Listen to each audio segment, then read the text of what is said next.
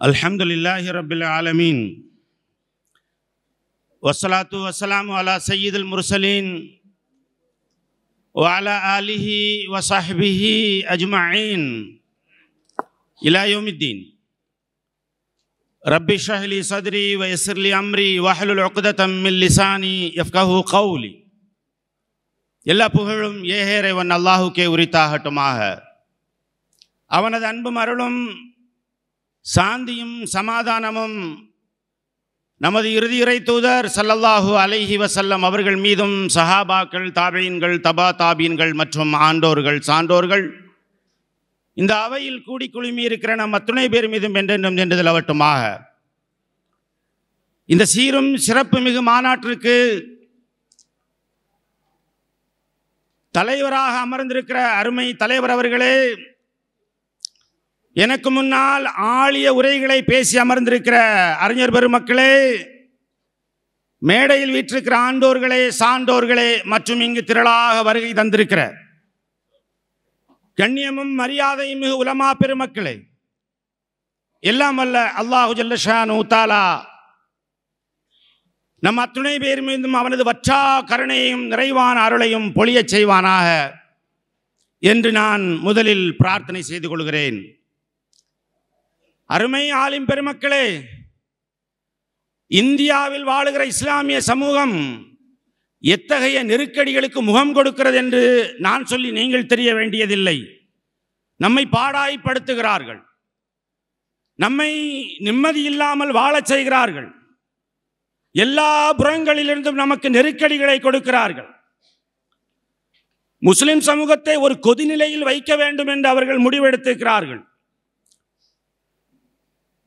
மாட்டிறைச்சிக்காக மனிதனை கொள்ளுகிற அநாகரிகம் உலகத்தில் எங்கேனும் நடக்குமா?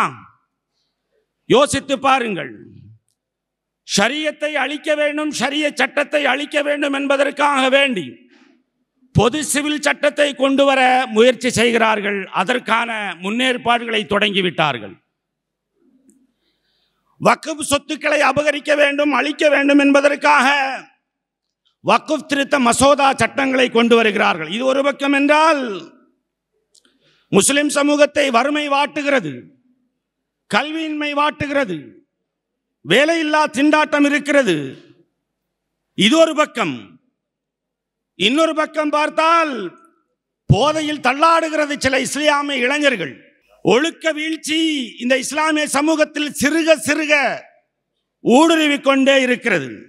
இது இன்னொரு பக்கம் என்று சொன்னால் முஸ்லிம் சமூகம் உள்ளுக்குள் உடைபடக்கூடிய சமூகமாக மாறிக்கொண்டே வருகிறது. இஸ்லாம் என்று சொன்னால் வணக்க வழிபாடுகள் மட்டும்தான் என்ற கருத்தோட்டம் பாமர முஸ்லிம்களுக்கு மத்தியில் இருக்கிறது. மிஞ்சி மிஞ்சி போனால் ஃபிக்ஹ் சட்டங்களை அது குறித்து பேசுவது, அது குறித்து சந்தேகம் எழுப்பதுதான் முழுமையான இஸ்லாம் என்ற மனோபாவமும் கருத்தோட்டமும் பெரும்பாலான மக்களுக்கு மத்தியில் இருக்கிறது. இஸ்லாத்தின் அரசியலை குறித்தோ, இஸ்லாத்தின் பொருளாதார கொள்கைகளை குறித்தோ, இஸ்லாம் கூறுகிற பண்பாடுகளை குறித்தோ ஆங்காங்கே பேசப்படுகிறதே தவிர இது இஸ்லாத்தின் முக்கியமான அம்சங்கள் என்ற கருத்தோட்டம் மிக குறைவாகவே இருந்து கொண்டே இருக்கிறது. இதையும் மீறி தேவையற்ற கருத்து வேறுபாடுகளால் இஸ்லாமிய சமூகம் கொஞ்சம் கொஞ்சமாக உடைபட்டு கொண்டே வருகிறது. அருமை ஆலிம் பெருமக்களை, இந்த நல்ல நேரத்தில் ஆலிம் பெருமக்களாகிய நம்முடைய கடமை என்ன?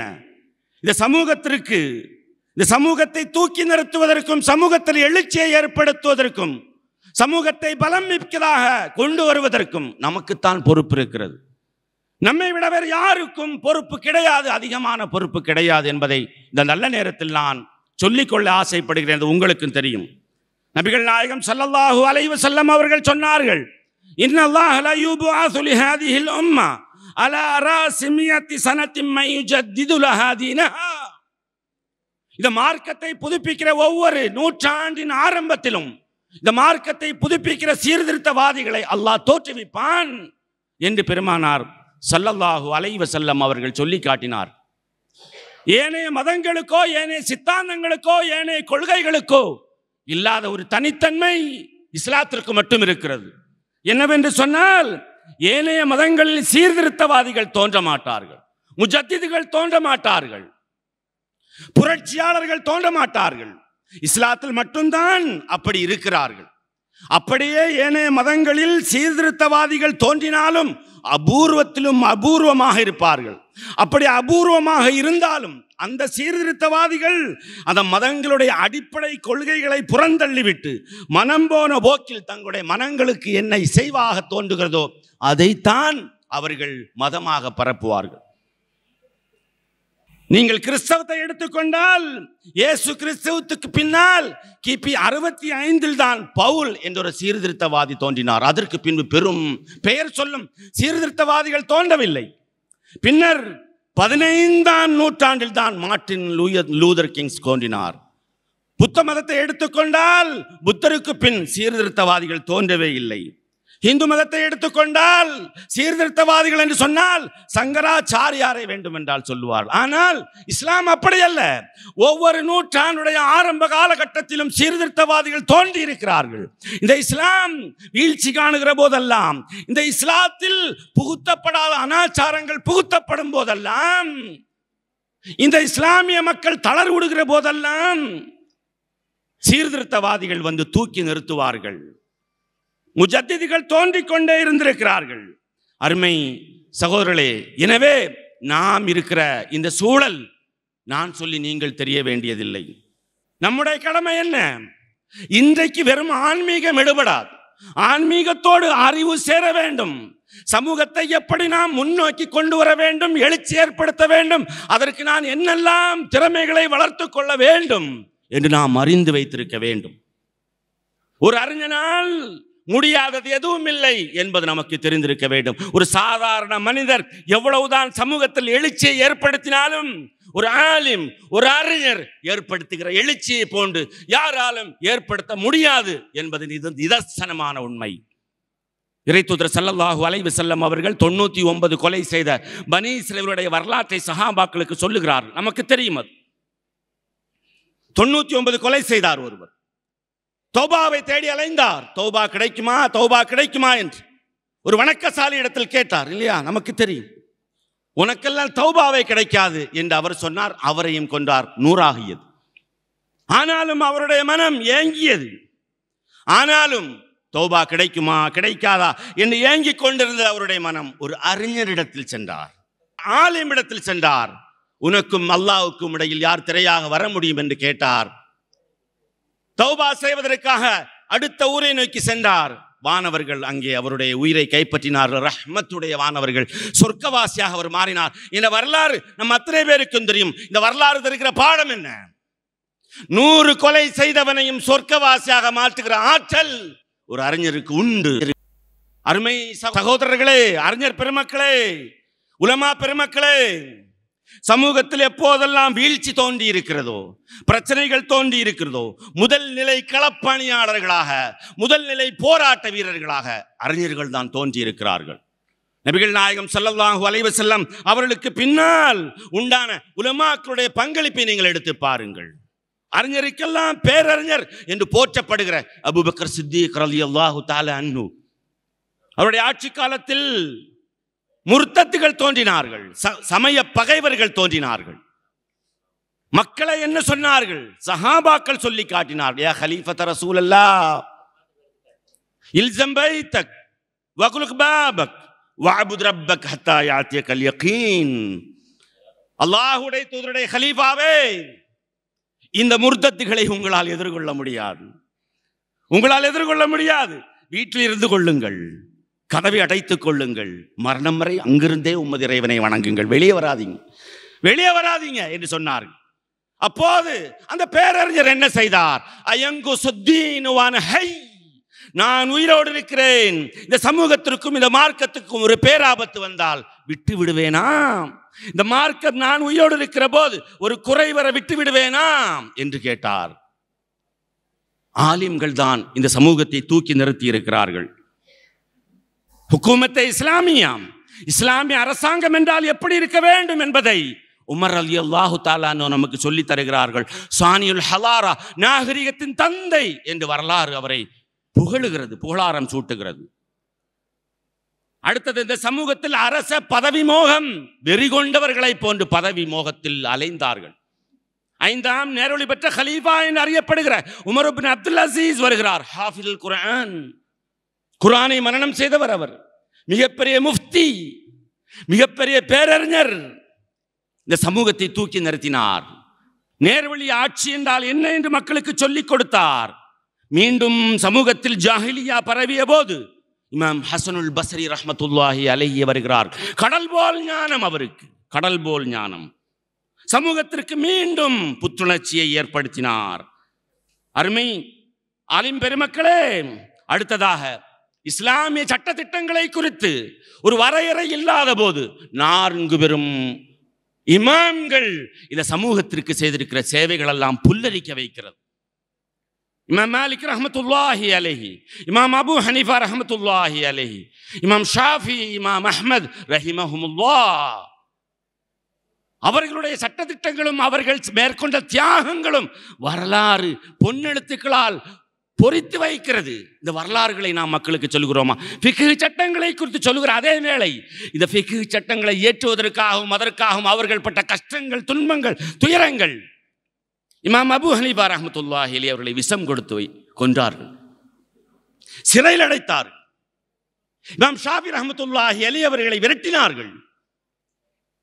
யோசித்து பாருங்கள். இமாம் அஹ்மத் இப்னு ஹம்பல் அல் இமாம் அல் மும்தஹன் என்று வரலாறு பதிவு செய்து வைத்திருக்கிறது.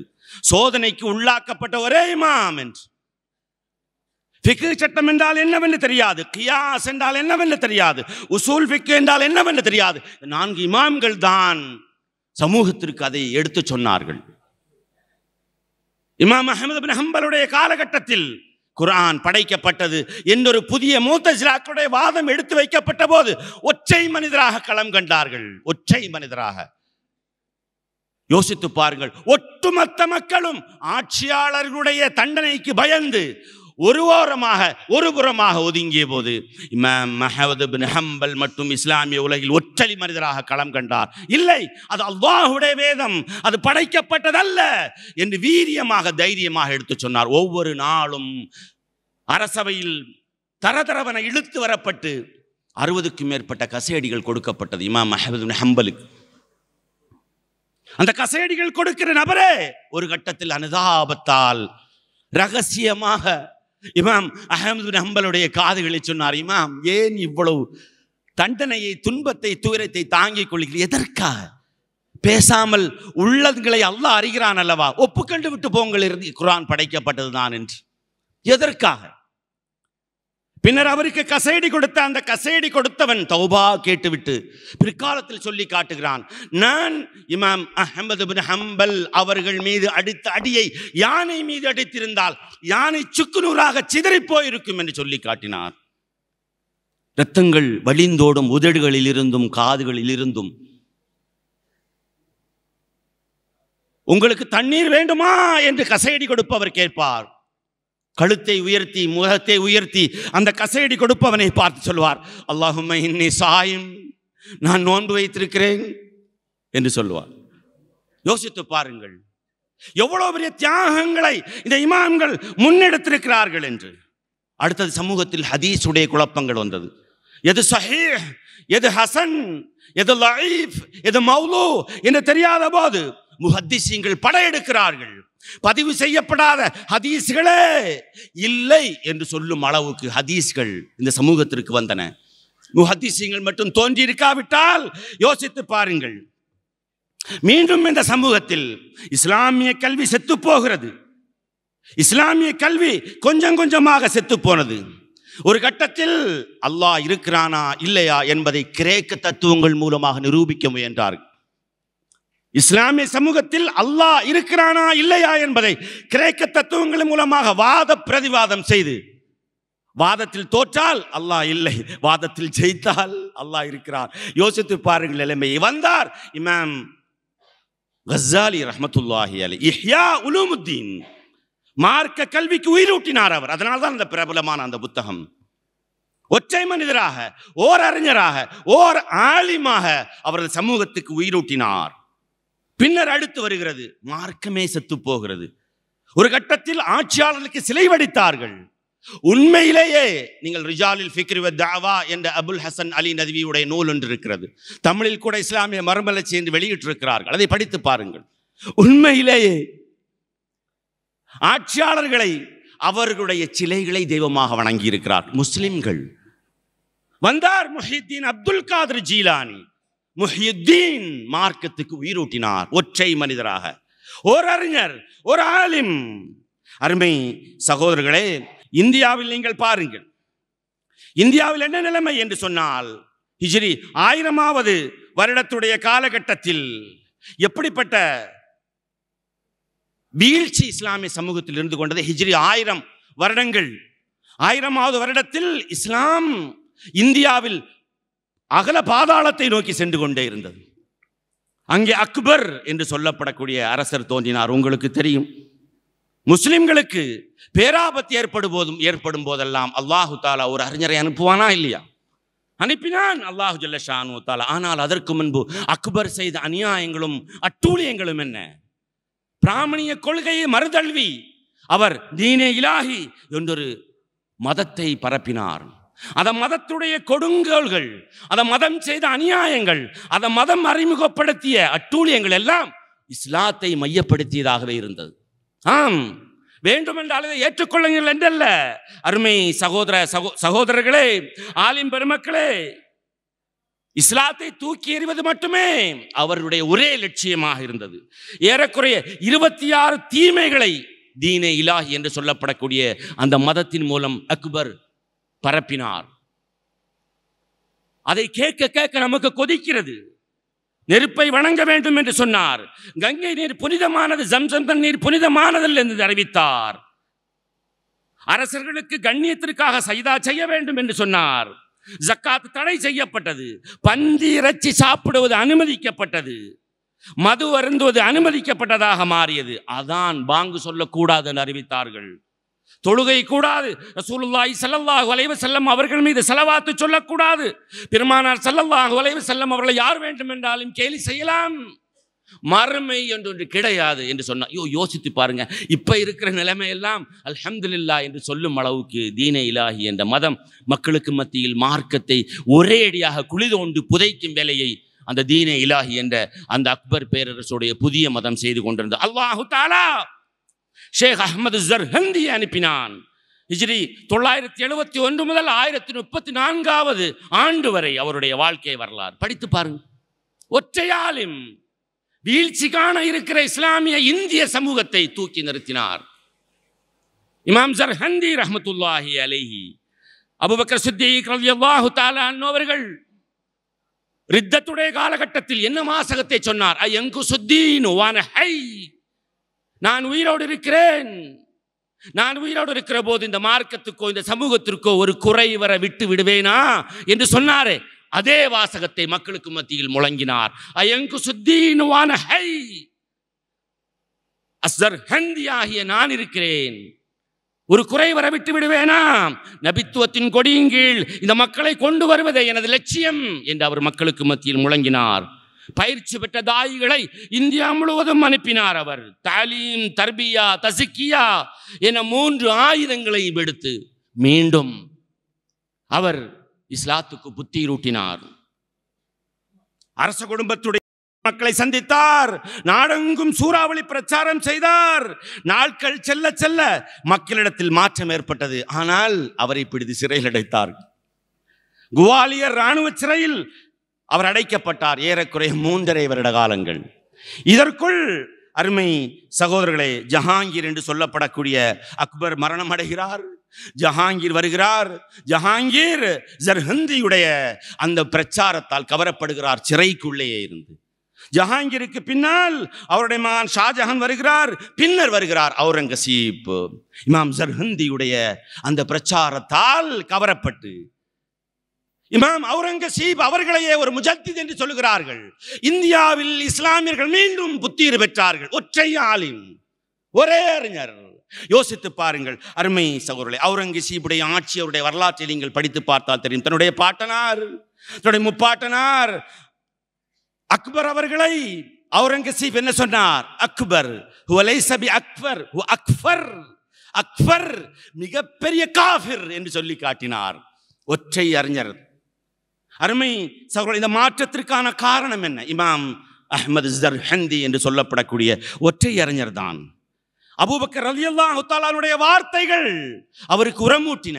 இன்று சமூகத்தில் நாம் காணுகிற இளைஞர்களுடைய வீழ்ச்சி, சமூகத்தில் மக்களுக்கு இஸ்லாத்தை குறித்த அறிவின்மை, எவ்வளவு குடும்ப பிரச்சனைகள், எவ்வளவு விவாகரத்துக்கள், நேற்று திருமணம் இன்று விவாகரத்து என்பது, எங்கே ஆலிம்கள் உயிரோடு இருக்கிற அந்த சமூகத்தில், அந்த சமுதாயத்தில் இது போன்ற நிகழ்வுகள் ஏற்படுவதற்கு நாம் எப்படி அனுமதிக்க முடியும் என்று யோசித்து பாருங்கள்.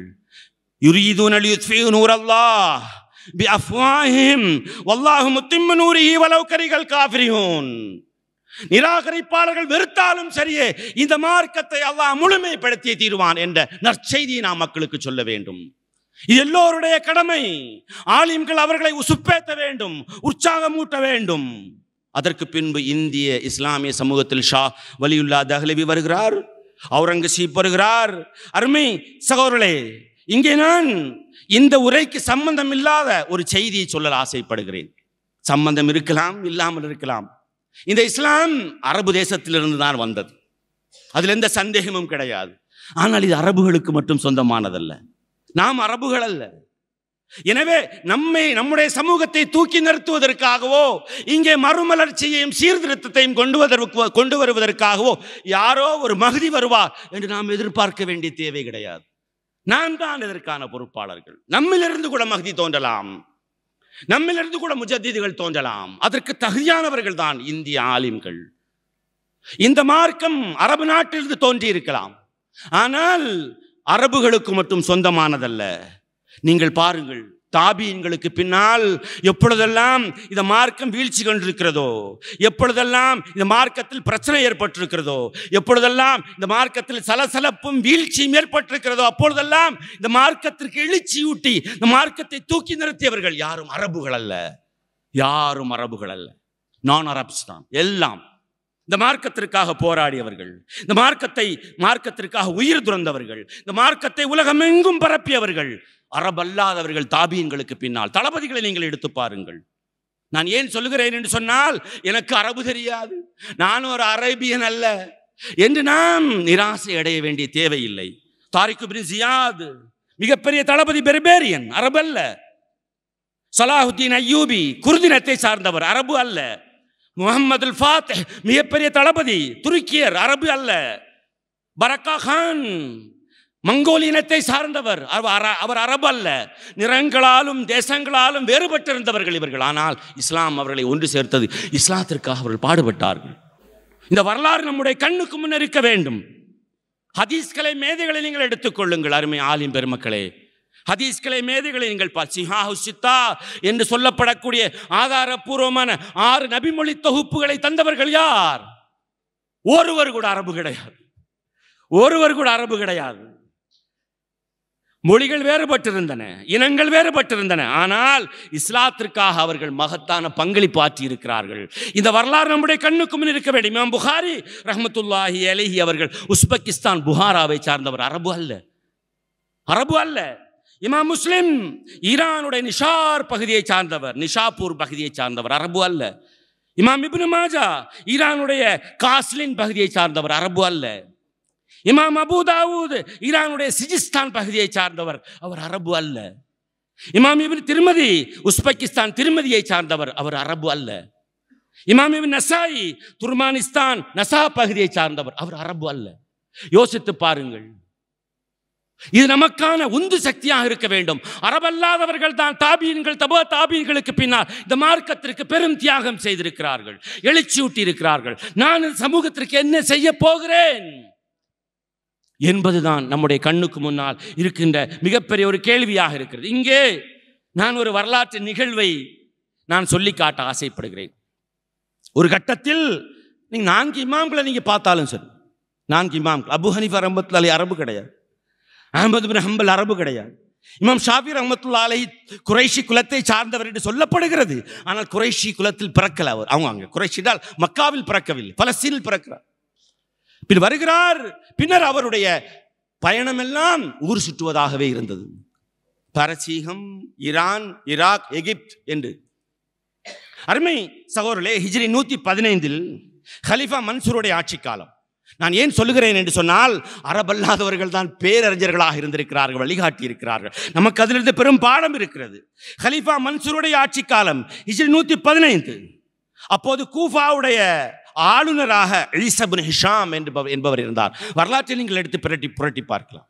கூஃபா உடைய ஆளுநராக ஈசா இப்னு ஹிஷாம் இருந்தார். அந்த அரண்மனையில் இப்னு அபி லைலா என்பவர் நீதிபதியாக இருந்தார், பிரபலமான அறிஞர் நீதிபதி. இந்த ஈசா இப்னு ஹிஷாம் என்று சொல்லப்படக்கூடிய ஆளுநர் அரபு வம்சத்தை சார்ந்தவர், அரபில் பிடிவாதம் உடையவர், தசுப் இனவாதம் மிக்கவர். அரபு என்று சொன்னால் வெறி அவருக்கு. ஒரு தடவை தன்னுடைய நீதிபதி இப்னு அபி லைலாவை இந்த ஈசா இப்னு ஹிஷாம் அழைக்கிறார். இப்னு அபி லைலாவிடத்தில் கேட்கிறார், உம்மிடத்தில் ஒரு விளக்கத்தை நான் கேட்க ஆசைப்படுகிறேன், கேளுங்கள் ஆளுநர் அவர்களே, கேளுங்கள், நான் சொல்கிறேன். மதீனாவுடைய அறிஞர் யார்? இப்போது அவர் வாழுகிற காலத்தில் ஹிஜ்ரி 115 மதீனாவுடைய ஆளுநர் யார், அறிஞர் யார்? அப்போது அவர் சொன்னார், நாஃபி மௌலா இப்னு உமர் ரலியல்லாஹு தஆலா அன்ஹு விடுதலை செய்யப்பட்ட நாஃபி. உடனடியாக இந்த ஈசா கேட்டார், அவர் அரபு அல்லாதவரா? அவர் மௌலா, அவர் அரபு அல்லாதவர் என்று சொன்னார். அப்படியா? மக்காவில் இப்போது ஆளுநர் அறிஞர் யார், பேரறிஞர் யார், ஃபகீஹ் யார்? அப்போது அந்த இப்னு அபி லைலா சொன்னார், அத்தா இப்னு அபி ரபாஹ், பிரபலமான தபதாபி. அரபு அல்லாதவரா? அவர் கேட்டார். அவர் அரபு அல்லாதவர் என்று அவர் சொன்னார்.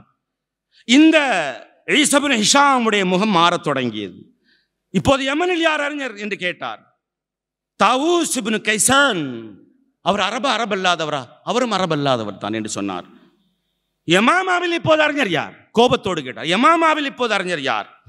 யஹ்யா இப்னு கஸீர் என்று சொல்லப்படக்கூடியவர். இப்னு அபி லைலா, அவர் அரபு அல்லாதவரா கேட்டார். அவர் அரபு அல்லாதவர். சிரியா ஷாமில் இப்போது அறிஞர் யார்? மக்ஹூல் என்று சொல்லப்படக்கூடியவர் தான் பேரறிஞர். ஆளுநர் அவர்களே, அவர் அரபு அல்லாதவரா? அவரும் அரபு அல்லாதவர் தான். ஜசீராவில் அரபு யார் இப்போது அறிஞர் கேட்டார். மைமூன் இப்னு மஹ்ரவான், அரபு அல்லாதவரா? இளனத்தோடு கேட்டார். அவரும் அரபு அல்லாதவர் தான்.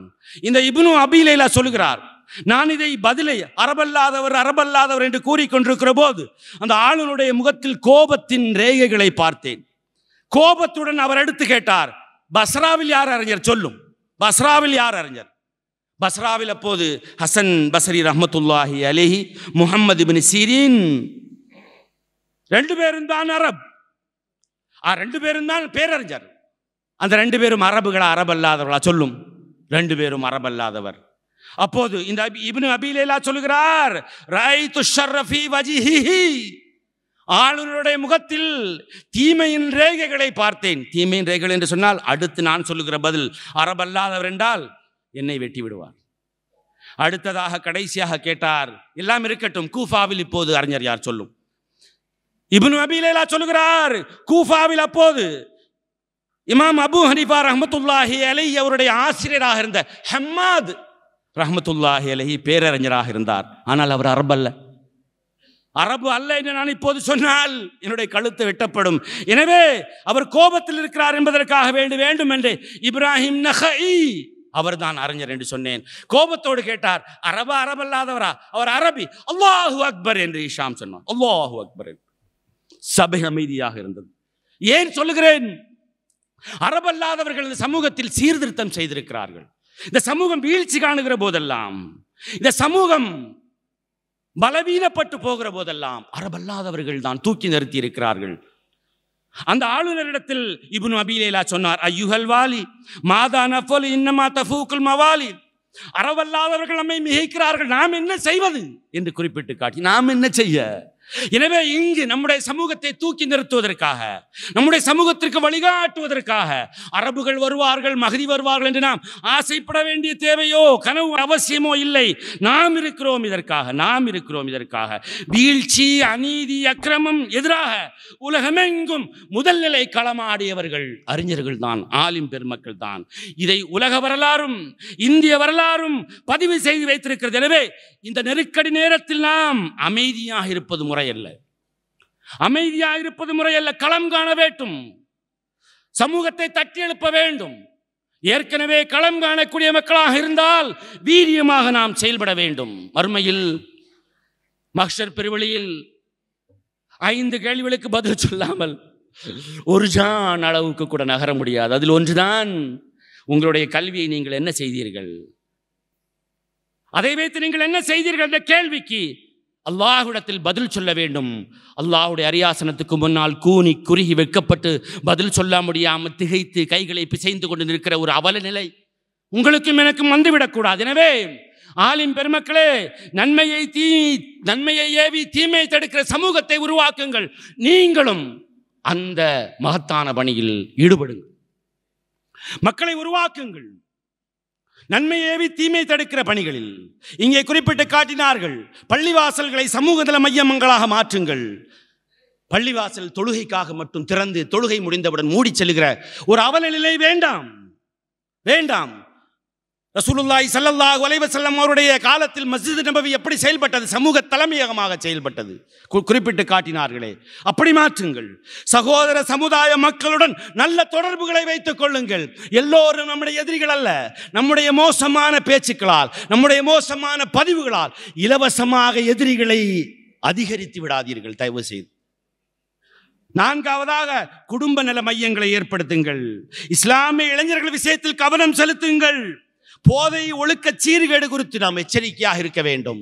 எல்லாம் அல்ல அல்லாஹு ஜல்ல ஷானஹு தஆலா இதற்காக நமக்கு தௌஃபீக் செய்ய வேண்டும் என்று அல்லாஹ்விடத்தில் நாம் பிரார்த்தனை செய்ய வேண்டும். நம்முடைய கடமை, நம்முடைய பொறுப்பு என்பது சாதாரணமானதல்ல, மகத்தான பொறுப்பு. ஏனைய மக்களை விட நமக்கு 100 மடங்கு அதிக பொறுப்பு இருக்கிறது. இந்த இல்மை குறித்தும் இந்த கல்வியை குறித்தும் அல்லாஹ் நாளை விசாரிப்பான் என்ற ஒற்றை சிந்தனை இருந்தால் போதும், நாம் செயல்படுவோம். நம்முடைய எழுச்சிதான் சமூகத்துடைய பலன் என்று கூறி, சமூகத்துடைய வீரியம் என்று கூறி என்னுடைய உரையை நான் முடித்துக்கொள்ள ஆசைப்படுகிறேன். வாஹிர் தாவானா அனில் ஹம்துலில்லாஹி ரப்பில் ஆலமீன். அஸ்ஸலாமு அலைக்கும் வரஹ்மத்துல்லாஹி தஆலா வபரகாத்துஹு.